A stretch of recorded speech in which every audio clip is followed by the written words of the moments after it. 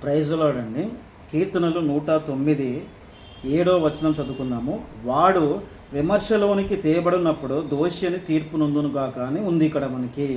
ఈ వాక్యం ద్వారా మీరు తెలుసుకోవాల్సిన విషయం ఏంటంటే, వాడు విమర్శలోనికి, వాడు అంటే ఎవరు అంటే భక్తిహీనుడు, అబద్ధము, కపటము నోరు, ప్రేమకి ద్వేషము, ప్రేమకి పగ, ప్రేమకి కీడు, మేలుకి కీడు చేసేవారు, ఇలాంటి లక్షణాలు ఉన్నారు చూడండి. దేవుని దృష్టిలో దేవుడు వీరిని విమర్శ దినమున తీర్పు తీర్చేటప్పుడు వీళ్ళని దేవుడు దోషిగా తీర్పు తీరుస్తాడు.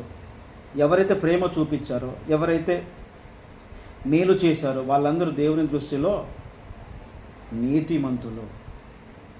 కాబట్టి మీరు కూడాను భక్తిహీనుల లక్షణాలు కలిగి ఉండకండి. మీరు భక్తిహీనుల లక్షణాలు కలిగి ఉన్నారనుకోండి, దేవుని దృష్టిలో దేవుడు విమర్శ దినం వచ్చినప్పుడు మిమ్మల్ని దోషిగానే మిమ్మల్ని తీర్పు తీరుస్తాడు. కాబట్టి నీతిమంతులుగానే ఉండండి. అదే దేవునికి ఇష్టమైంది.